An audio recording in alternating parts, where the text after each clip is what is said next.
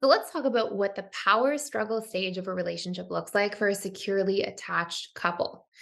It's really important to recognize that every single relationship dynamic has different stages to it. We start out in the dating stage, and then we move into the honeymoon stage, and then we get into the power struggle stage, which then we proceed with the stability, commitment, and bliss stages. And this is the discussion for another time. But in this video specifically, we're going to talk about what a power struggle actually looks like for two securely attached people and what the timelines tend to be in terms of how long it takes them to move through this stage, the important rites of passage that they can really move through so that they can actually move the relationship to the next level and empower the dynamic between themselves even more. Because it's something really important to recognize is that when we move from the dating stage all the way to the bliss stage, the rite of passage that's required in the power struggle stage is for us to be more vulnerable, to drop the mask, to really let people in, to let people see our flaws, our fears, our vulnerabilities. And this is something securely attached people do well. So stay tuned for the sneak peek from a webinar, which has a lot more of our in-depth content inside PDS, where we'll talk about the different timelines for securely attached people and what that power struggle stage of a relationship looks like for them.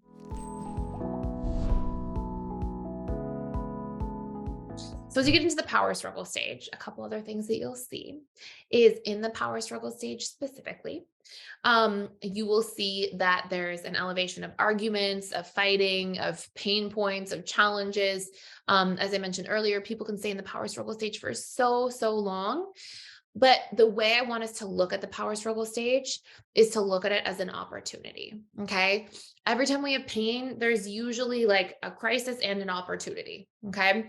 So in the power struggle stage, some of the big symptoms you'll see is obviously fighting more, feeling more disconnected, less intimacy can happen. So less physical affection, but also less sexual connection. And that's often representing like that there's a little bit of emotional turmoil, right? So there's more resentment, not wanting to be vulnerable yet, not feeling good at being vulnerable yet. So it can have an impact on a person's sex life in that stage of the relationship as well.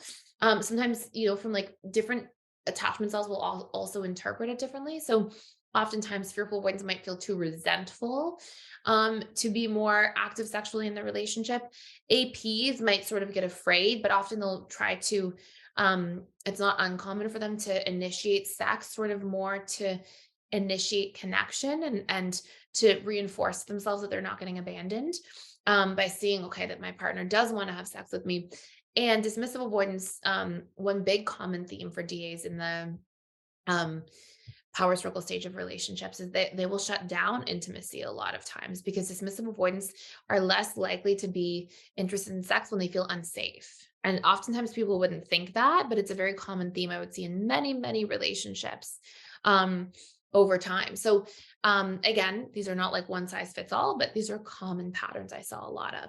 And so what the lessons are for us in the power struggle stage and what securely attached individuals do well, and you'll see if you're doing more and more of this if you're currently in the power struggle stage, is they start using the challenges as a way to dig deeper into each other's internal realities. I like to think of like when people are in the power struggle stage, it's almost like their two internal realities are merging, right?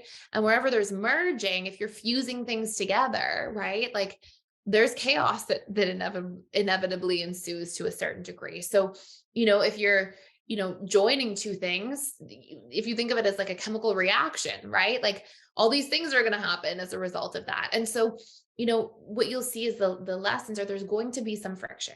It's inevitable.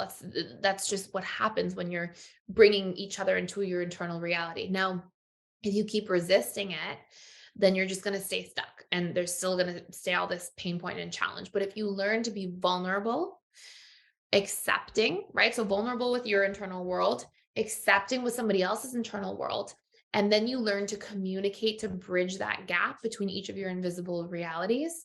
That's where we start to see powerful shifts. That's where we start to move, like I said earlier, from more conditionally based love towards more unconditionally based love. You let somebody really see you, really know you. And of course, we have to remember interdependency. We have to do the work on ourselves.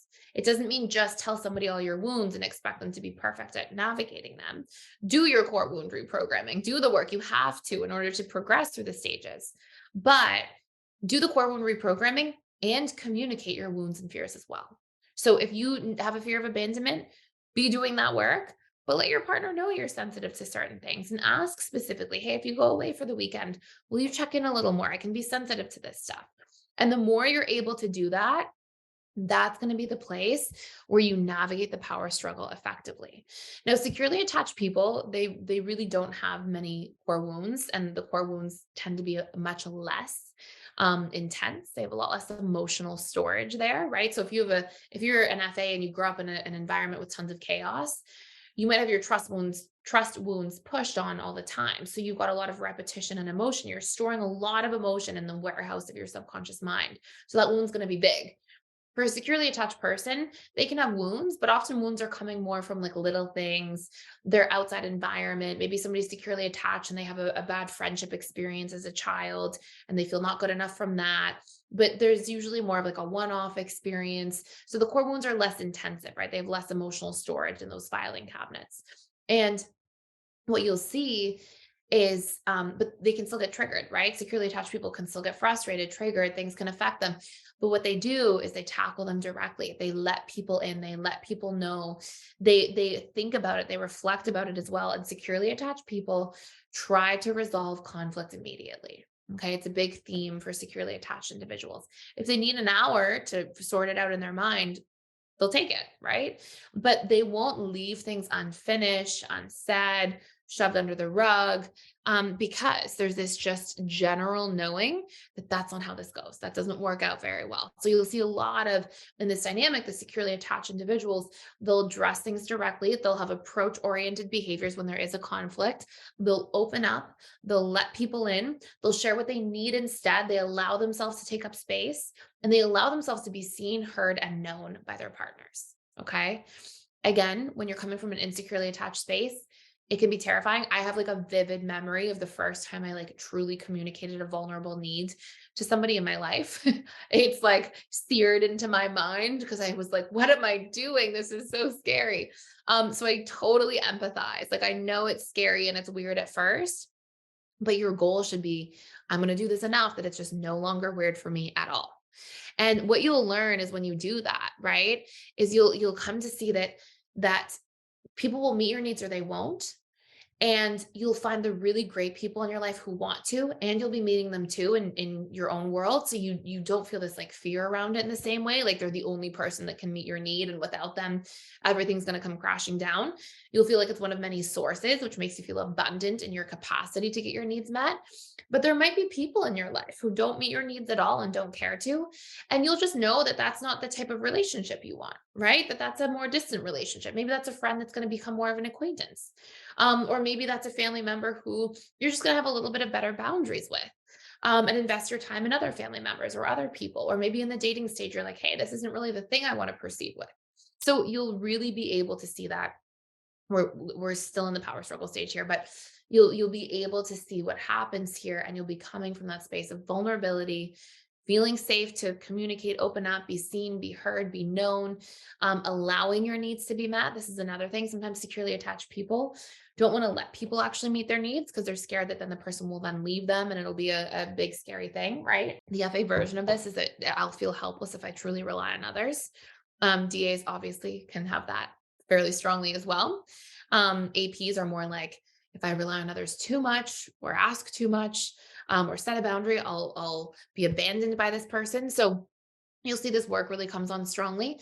And then you'll see in that power struggle stage that securely attached people tend to move through it within a year at most.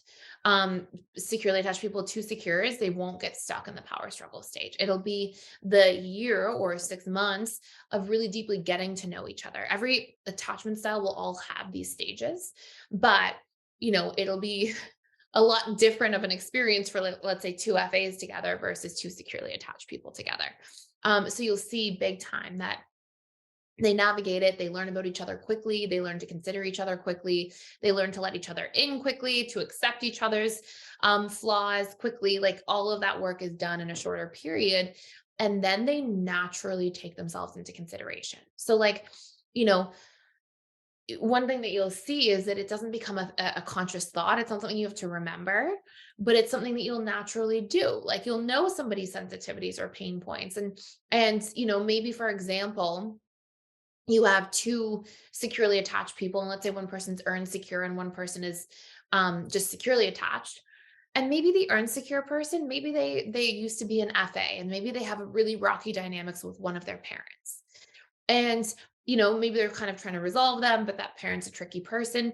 You would see things like, they go to visit the old FA, now earn secure person's parents, and the securely attached person, when they get in the car ride home, they're like, "Oh, how are you feeling? How did that go for you?" Right? They take the other person into consideration because they know that that's a sensitive experience for the person, right? How are you feeling?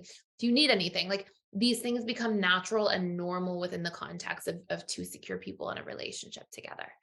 And if you're earning secure and your partner's earning secure, you'll let them know on the car ride home that you need something. Okay. So you're recreating these dynamics by opening up, by communicating until this becomes a status quo, until you've done this enough that this is just the norm. So you'll see that big time. Then another big thing is in that power struggle stage, you'll see that there's a deep sense of acceptance between people. So rather than going, "Oh my gosh, my partner, when I go away for the weekend, they call me too much." There's That's not a worry. There's this ability to accept because you know that you can just communicate. "Hey, I know you get nervous on the weekend when I go away for work, and I care about you so much. I'm not going to do anything to hurt you. I'm going to check in with you at 5 p.m. on both days, and I'll give you a call in the morning as well. And, I need you to do me a favor and let me be present with what I have to do on the weekend. So let's just schedule that time and we can talk there." So see how like because both people communicate openly, both people can just get their needs met in a way that works in a healthy compromise, right? It's not a sacrifice. It's not, "Oh, because my partner gets nervous on the weekend, I'm just going to let them call me, every 2 hours and keep distracting myself from my work to be present with them." It's not that. That's a sacrifice. I didn't communicate my side and what my experience is. A compromise is we just fully both trust ourselves to openly share and talk. And that allows us to fully both trust ourselves or trust each other to hear one another out and find healthy compromises that work. I hope you enjoyed this sneak peek from one of our webinars. We have 6 live webinars every single week. There's tons of time to come into those webinars, get your questions answered. And we have a past webinar library of many, many webinars about all sorts of different topics, as well as over 60 different courses that can really help you tackle everything from healing your attachment style and reprogramming core wounds to becoming the master of your own emotional state, learning your deep relationship needs and personal needs, as well as how to fulfill them, discovering your boundaries, breaking codependency, healing stress in the workplace. I mean, you name it, we've got all sorts of things in there waiting for you. If you want to check it out, you can use the 7-day free trial link down below in the description and gain access to all the resources at the Personal Development School, as well as you can come in and ask me your personal live questions, and I will be there to support you and answer anything that you have. I hope you enjoyed this. Thank you so much for watching, and please subscribe if you are enjoying this channel.